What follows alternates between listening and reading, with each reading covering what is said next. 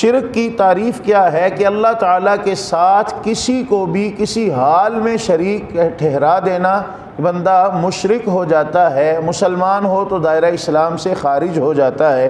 شرک کی کچھ اقسام ہیں، ایک ہوتی ہے شرک فی الذات، ایک شرک فی الصفات، ایک شرک فی العبادہ۔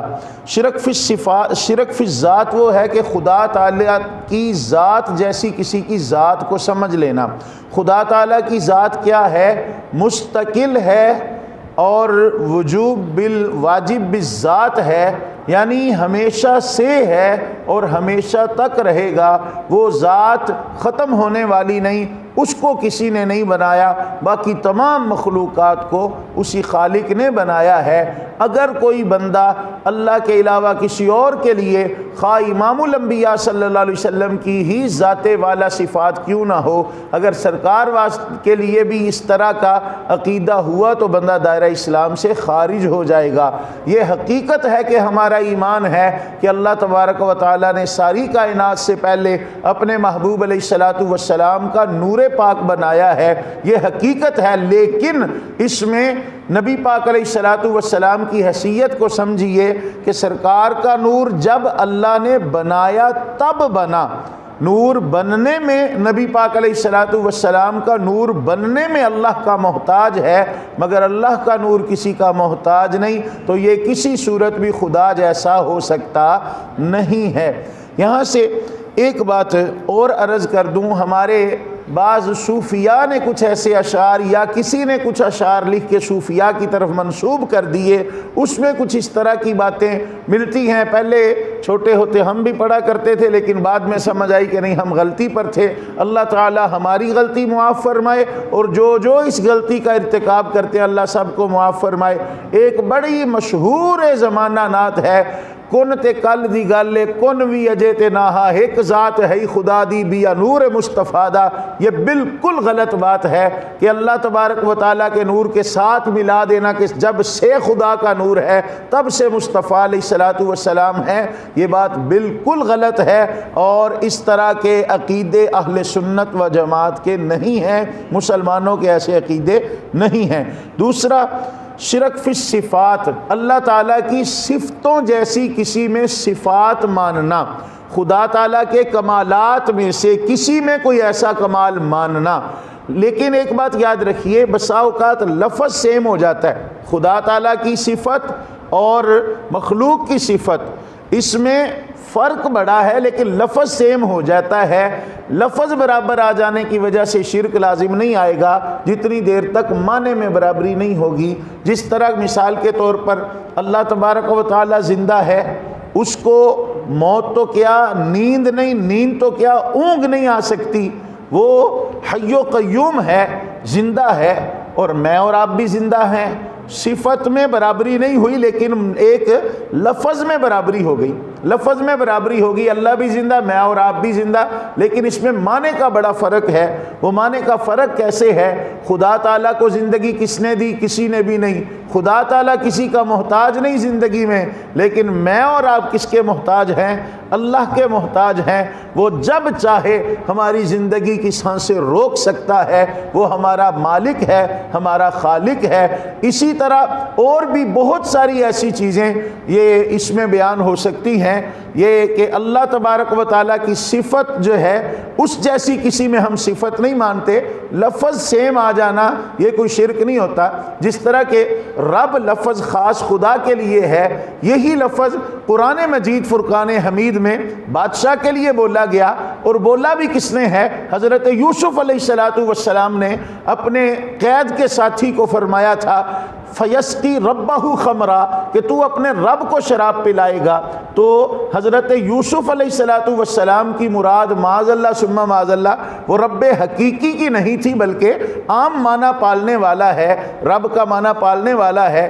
اس میں فرق بڑا ہے، خدا تعالیٰ پالتا ہے لیکن وہ پالنے میں کسی کا محتاج نہیں۔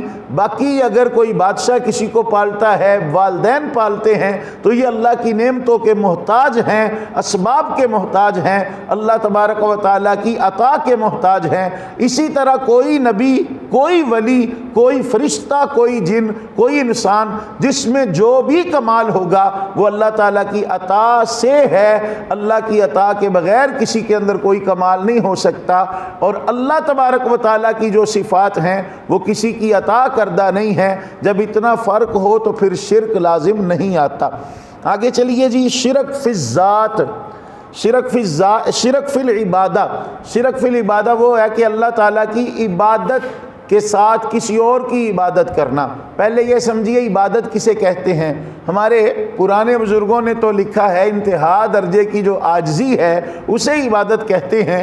اس میں ہمارے جو استاد محترم حضرت علامہ مولانا سعید احمد اسد صاحب، آپ نے ایک جملہ اضافی اس میں داخل کیا کہ صرف عاجزی نہیں، کسی کو معبود مان کر اس کے سامنے عاجزی کرنا عبادت کہلاتا ہے، وگرنہ اگر صرف عاجزی ہو تو بڑا مسئلہ خراب ہو سکتا ہے۔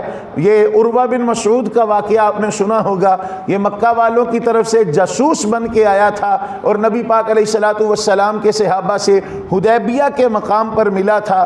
جب واپس گیا تو یہ عروہ بن مسعود تبصرہ کیا کرتا ہے، عروہ بن مسعود کہتا ہے کہ میں بڑے بڑے بادشاہوں کے پاس گیا، نجاشی جیسے بادشاہوں کے پاس گیا، میں قیصر و کسریٰ کے پاس گیا، لیکن کسی کے ساتھی اس بادشاہ کی اتنی عزت نہیں کرتے جتنی عزت محمد کریم صلی اللہ علیہ وسلم کے ساتھی ان کی کرتے ہیں۔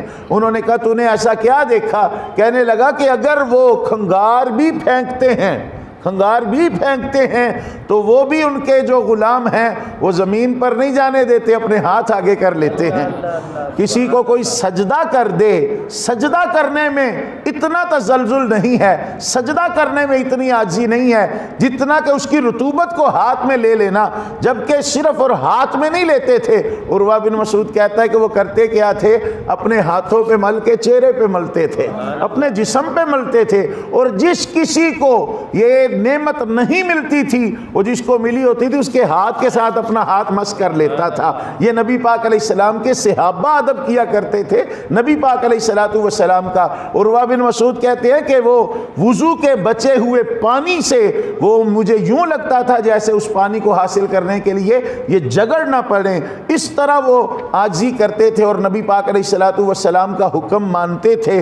تو صرف اور صرف عاجزی جو ہے یہ عبادت نہیں کہلائے گی، بلکہ معبود سمجھ کر عاجزی کرنا یہ عبادت کہلائے گی۔ لیکن اگر اس کا محبوب سمجھ کر عاجزی کریں گے تو وہ عبادت نہیں بلکہ تعظیم رسول کہلائے گی، وہ تعظیم رسول کہلائے گی۔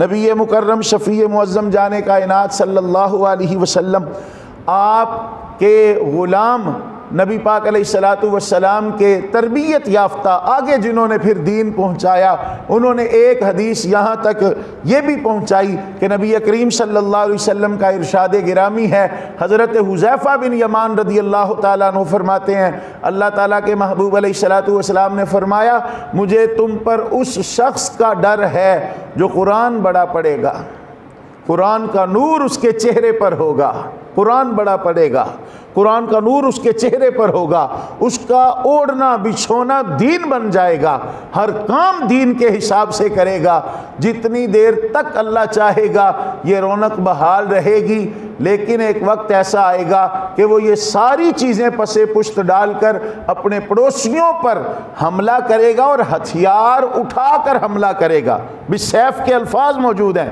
تلوار کے ساتھ حملہ کرے گا، ہتھیار کے ساتھ حملہ کرے گا اور ان پر الزام یہ دے گا کہ تم مشرک ہو۔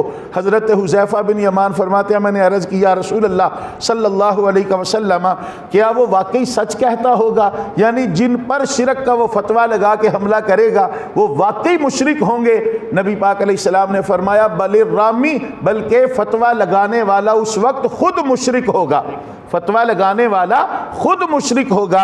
اور تفسیر ابن کثیر کے اندر یہ حدیث پاک جو بھی بیان کی ہے، جلد 2 ہے، صفحہ نمبر 265 ہے، اس کے اندر یہ حدیث پاک موجود ہے۔ آج چھوٹی چھوٹی بات پر امت مسلمہ پر ایک ایسا گروہ ہے جو فتوے لگانے پر تلا ہوا ہے، اور یہ اللہ تعالیٰ کرم فرمائے کہ بہت سارے حالات پاکستان کے الحمدللہ کنٹرول میں ہیں، وگرنہ پہلے تو جگہ جگہ پر مسلمانوں پر حملے بھی ہوتے تھے اور فتوے یہ لگتے تھے جی یہ مشرک ہیں۔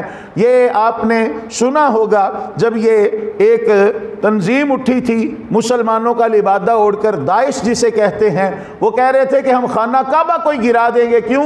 لوگ اس کی طرف منہ کر کے نمازیں کیوں پڑھتے ہیں؟ لوگ اللہ کو سجدے کریں۔ او بے وقوفو، لوگ اللہ کو ہی سجدے کرتے ہیں، کعبہ کو سجدے نہیں کرتے۔ کعبہ تو پتھروں کا کمرہ ہے، ہاں کعبے کی طرف متوجہ ہو کے اپنے اللہ کو سجدے کرتے ہیں، کسی اور کو سجدہ نہیں کرتے۔